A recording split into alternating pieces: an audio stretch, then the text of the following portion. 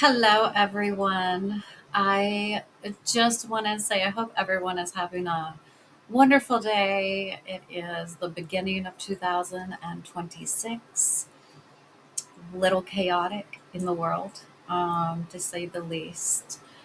But I want to discuss today about recognizing and processing rejection when dealing with the separation of loved ones, dealing with time that has passed and broken relationships that has been the result of a horrific situation of some kind, regardless if it is court or regardless if it is a living situation, divorces. There will be times that the parent or the person um, who is oldest in the situation, who has a longer memory of time together, will deal with rejection. They will have rejection that is going to be handed to them. And that rejection can come from the person that has been separated, or that rejection can come from people in the lives of them around the ones that have been separated from them. Not becoming bitter and not allowing your hurt and your sorrow to dominate your emotions is the top priority. I had a conversation with a dear friend who used to be called Nana. Nana to my daughter that has been separated from me and my family for 10 years now, for over 10 years. And it is difficult for all of us who are older. She was 7 when the occurrence happened, when she was taken from all of our lives, not just me, not just my household, but everyone in her life who she knew, who was associated or who was close to me. So she sent me pictures over the holidays of my daughter when she was younger. And she was in front of a big dollhouse that she had, and it was just happy, happy and joyful. And everyone kind of reached out during the holidays. They were wondering if I would be coming back to visit, if we would be having another family trip.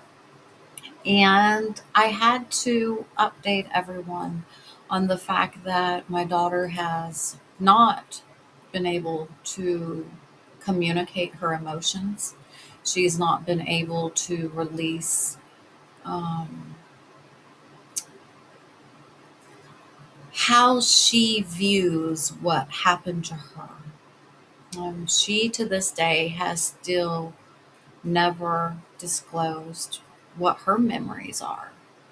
Um, I anticipate that her memories have been very skewed by stories that are not accurate. I have provided her resources, including videos of the court trial. There's a 13-hour court trial for the custody.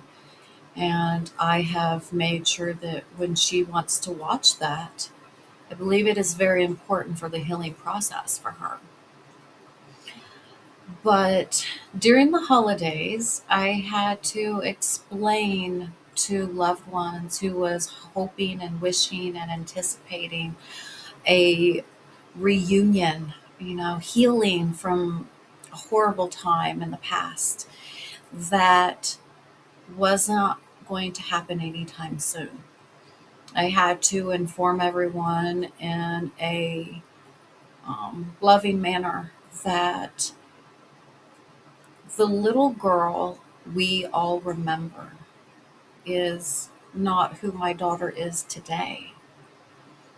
People change over time, and science is proving this. Science is really giving even neurological evidence that displays how people change over time, how their thought process, how their emotions change on a scientific level.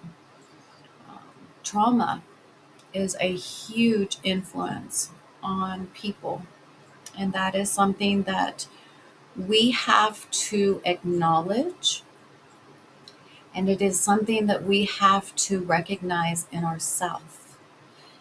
So during these past few weeks of the holiday season, I have been nurturing myself. I've been nurturing my emotions. I've been processing the rejection that I have from my daughter. The conversations that I have had with her, um, the last one that I had face to face was the last day I seen her. I really had to stress to see her that last time. And I even had to reach out to her dad to ensure that I got to see her one last time before me and my youngest two children flew back home across the nation. Because she had tennis practice, and she had school.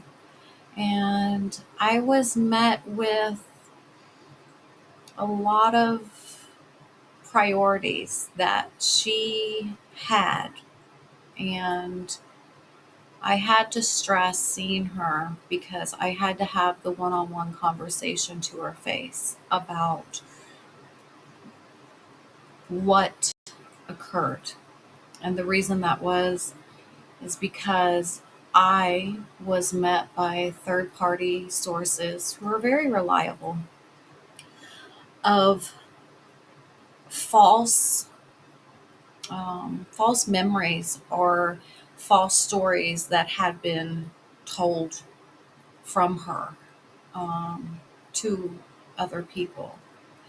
So I had the responsibility before coming back home with my youngest two children to have a one on one conversation with her. Um, I did it with as much love and compassion as a parent could do, but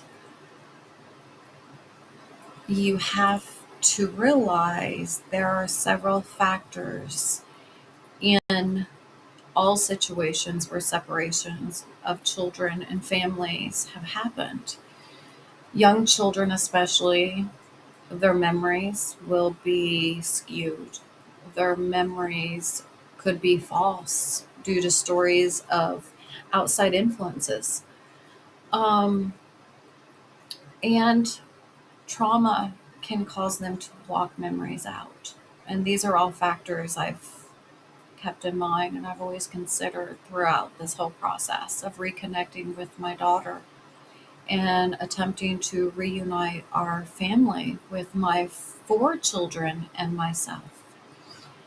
My three children, who have been with me their entire life, are very loving and very kind on regards to their sister who is not with us.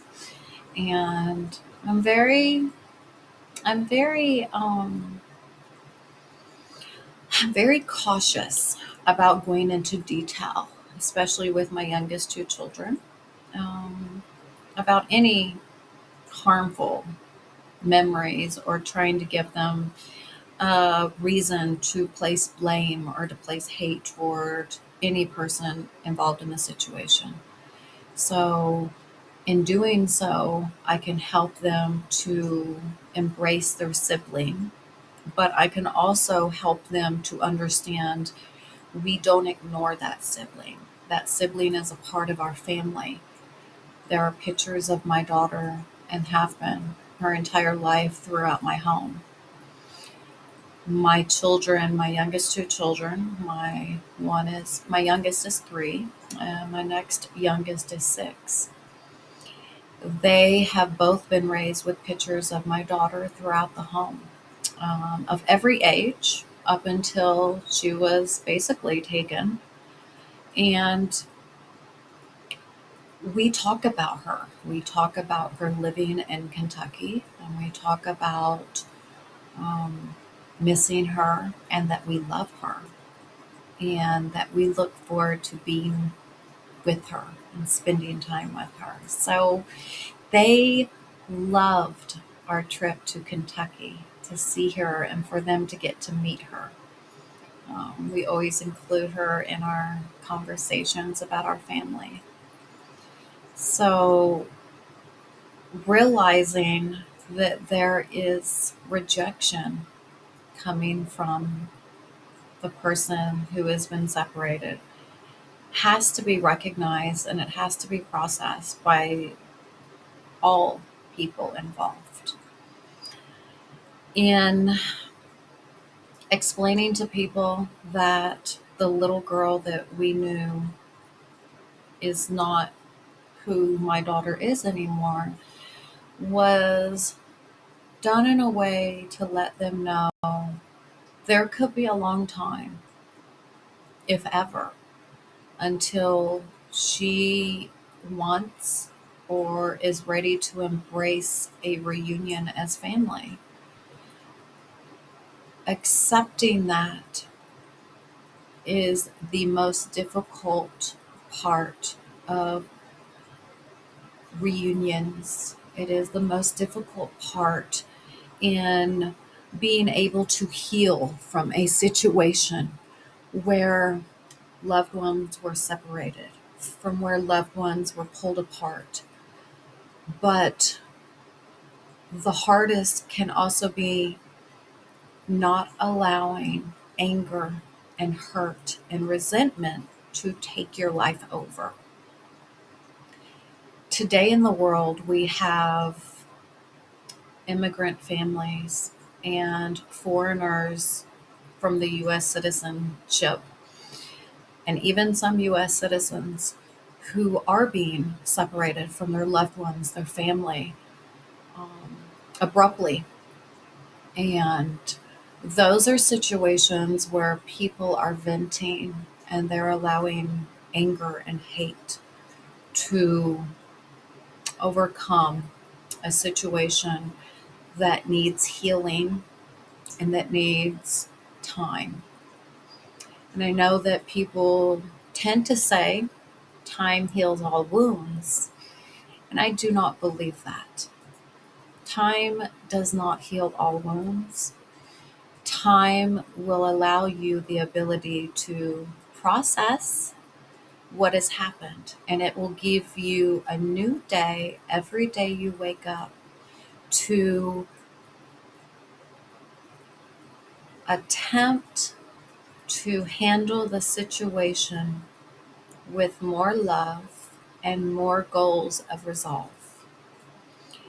So, what I mean is, every day that we wake up, we are going to wake up with the same heartache. We're going to wake up with the same confusion and anger. But what we have to do is self care. I tell people often who ask me how I have handled everything that has happened, this situation, the hurt, the anger. There are people that are shocked at how I have processed everything. And not only looking forward, but recognizing that if I succumb to anger and resentment, I am no good as a mother to my other children. My other children would get a bitter, hurt parent attempting to raise them and speaking poorly about people and situations and court systems. And in doing so, I skew their interpretation of people and processes in society that they may have to meet.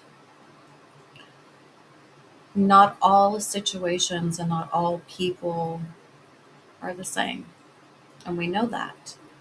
So, in order for my children to grow up, I have to allow them the opportunity to learn and give everyone the benefit of the doubt. Every court system, I hope they walk into, if they ever have to meet it, with faith and with trust. If they go through a situation that could meet separation, I hope that they meet it with an open heart and trust. In doing so, you don't give power to the negative. You don't give power to the hurt. I practice self care. I practice meditation. I practice m- memorizing all of the wonderful times to set on replay. I don't I don't think about the lies that were told in court from people who I thought were a friend, people I trusted, people that I thought were a almost like family to me. I don't replay that. I push it back, and the reason being is because what I do think of is I think of the day during my criminal part of the case. I think of my son, my oldest child, that I brought with me, beside me. And the reason being is because I vowed that day that my son would not lose his mother because I was not able to process and handle a situation that was out of my control. I did not have the power. I did not have the money. I did not have the social status to win the situation that I was being faced with. In doing so, I gave myself power to heal and to acknowledge my own hurt. So I relay this back to my mother. And the reason being is because I learned a lot from my mother and watching her and realizing that when I was younger, I did not respond openly and lovingly to her. Um, I too was very loyal and loving, unfairly loyal to my father, who kept my mother away and from my life.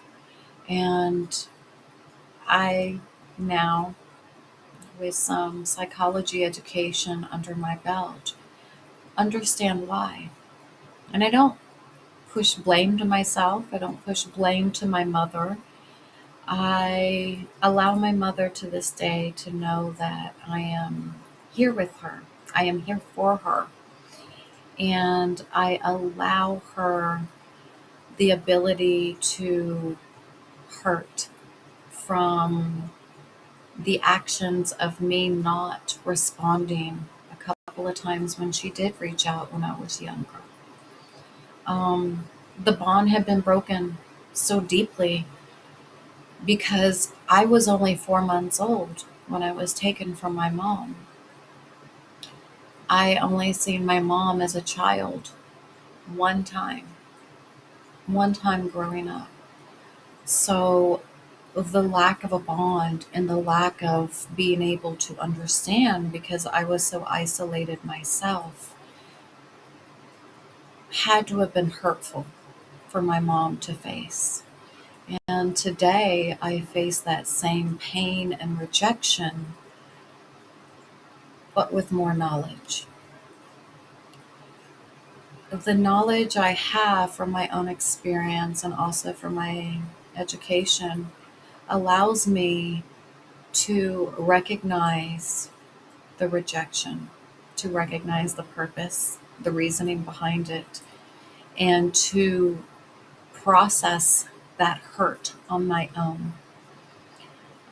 To allow people and support systems emotionally in my life to help me so that I don't greet my daughter in the future at any point with harsh resentment over the hurt that I have felt from her rejection, from her misunderstanding of why she wasn't in my life, why she was taken at 7 years old from the only home that she had known. And acknowledging that the end goal is to be balanced and to be strong so that if and when she reaches out and when she is ready to talk and communicate on her own, she is met with a loving, fair mother who has healed and processed my own pain and rejection. Recognizing the rejection from those that we love who have been separated has to be done, and we have to process it. We can't bury it and push it under. Otherwise, when they do come to us, and if they come to us, they are not met with a distant, unhealed, and broken loved one.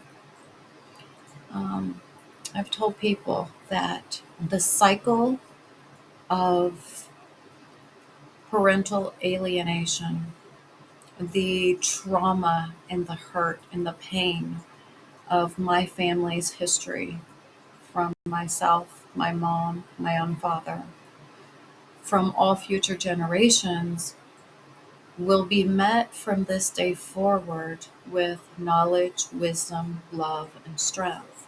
And the reason is if this ever happens in any of my future generations or to those I love and care for or know, they will have resources to lean on. They will have insight that I did not have growing up. There were no resources in the 80s and 90s when I was a child without a mom who was being taken all around the nation with my father. He was an iron worker, and I would have to go on work trips with him. He would take work contracts and we would go, and that situation is one that created more trauma. So I want to share. Today, let's be careful and recognize the rejection that can happen, that will likely happen, and to process it so that when and if that person comes back for a reunion, they're met with love, strength, and the family that they once had, and the new family reunion that they are deserving and entitled to as a human. So, have a wonderful day, everyone. Self care, recognize those emotions, recognize the rejection, and process through it.